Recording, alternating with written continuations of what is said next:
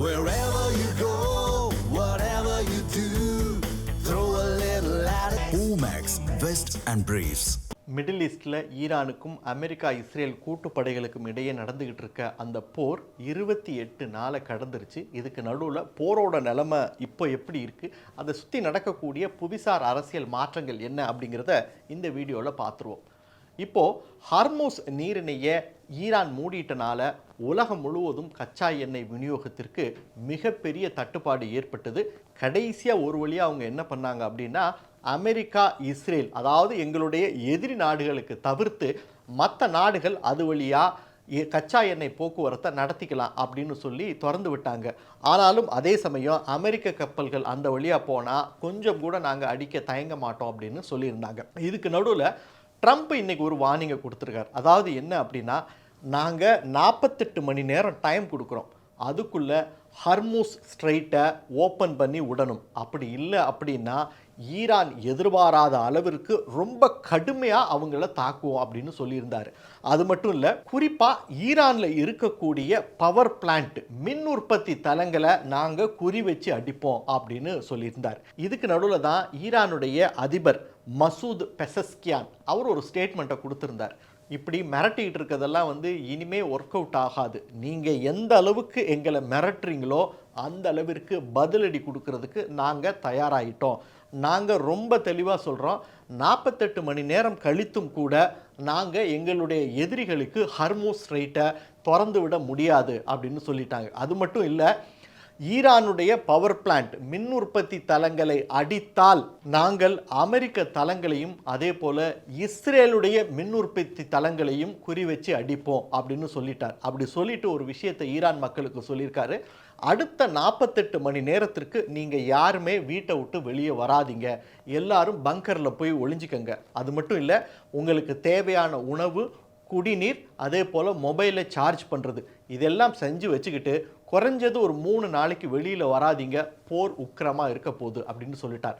இதன் மூலமாக அவர் ஈரான் மக்களுக்கு மட்டும் ஒரு செய்தியை கொடுக்கல, ட்ரம்ப்புக்கும் ஒரு மெசேஜை கொடுத்துருக்கார். அதாவது நீங்கள் எங்களை அடித்தா நாங்கள் தயாராக இருக்கோம், பதிலடியும் ரொம்ப பலமாக இருக்கும் அப்படின்னு சொல்லியிருக்காரு. அதனால் அடுத்த 2 நாட்கள் மிடில் ஈஸ்ட் போர், ஈரானுக்கும் இஸ்ரேல் அமெரிக்க கூட்டுப்படைகளுக்கும் இடையே நடக்க போகிற போர் உச்சக்கட்டத்தில் இருக்கும் அப்படின்னு தான் எதிர்பார்க்கப்படுகிறது.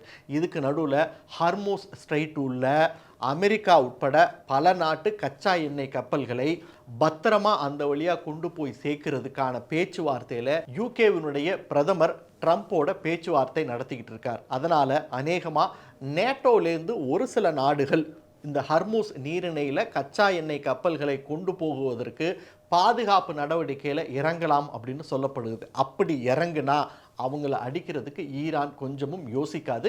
அதுக்கும் ஈரான் ஒரு விஷயத்தை சொல்லியிருக்காங்க, என்ன அப்படின்னா, நீங்கள் உங்களுடைய கப்பல்களை பாதுகாப்பாக கொண்டு செல்வதற்கு நடவடிக்கையில் இறங்கினா நாங்கள் கடல் ஃபுல்லாக மைன் ஸ்வீப்பிங் குண்டுகளை பொருத்துவோம். அதாவது கடலில் மிதக்கக்கூடிய கன்னி வெடிகளை நாங்கள் பொருத்த போகிறோம்.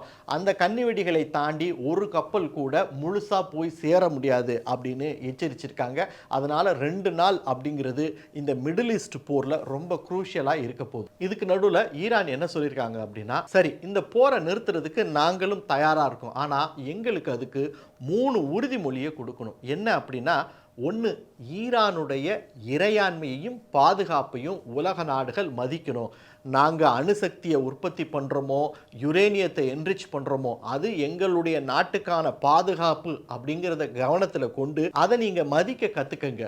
2வது, எதிர்காலத்தில் ஈரான் மேலே எந்த தாக்குதலும் இருக்காது அப்படின்னு உலகத்தில் உள்ள அத்தனை நாடுகளும் உறுதி கொடுக்கணும்.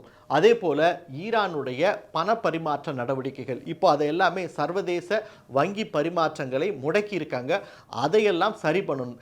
இந்த 3 உறுதிமொழியையும் நீங்கள் கொடுத்தீங்க அப்படின்னா இந்த போரை நாங்கள் முடிவுக்கு கொண்டு வரோம் அப்படின்னு ஈரான் சொல்லியிருக்கு. இந்த கோரிக்கைகளை ட்ரம்ப்போ நேட்டோவோ பரிசீலனை பண்ணுமா அப்படிங்கிறது நம்ம பொறுத்து தான் பார்க்கணும்.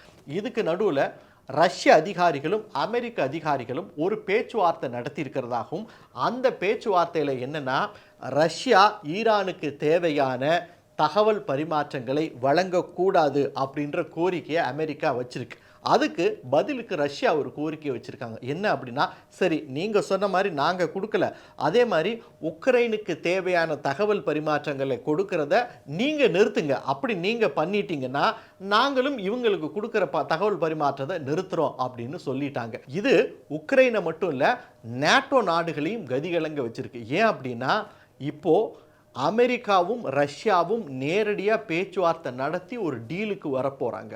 அப்படி ஒரு டீலுக்கு வந்தால் நாளைக்கு நேட்டோவினுடைய பாதுகாப்பு புறந்தள்ளப்படலாம், உக்ரைனுடைய பாதுகாப்பு புறந்தள்ளப்படலாம் அப்படின்னு இவங்கெல்லாம் பயத்தில் நடுங்கிக்கிட்டு இருக்காங்க. ஏற்கனவே உக்ரைனுக்கான நிதி உதவியை அமெரிக்கா நிறுத்திடுச்சு. இப்போ அமெரிக்கா அவங்களுக்கு கொடுத்துக்கிட்டு இருக்குது தகவல் பரிமாற்றம் மட்டும்தான். அதையும் நிறுத்திட்டாங்க அப்படின்னா ரஷ்யா கிட்ட உக்ரைன் அடி வாங்க போகிறது நிச்சயம். ஸோ அடுத்து வரக்கூடிய நாட்கள் உக்ரைன் ரஷ்யா போராக இருந்தாலும் சரி, மிடில் ஈஸ்ட் போராக இருந்தாலும் சரி, ரொம்ப உச்சகட்டமாக இருக்கும் அப்படிங்கிறத நாம் எதிர்பார்க்கிறது.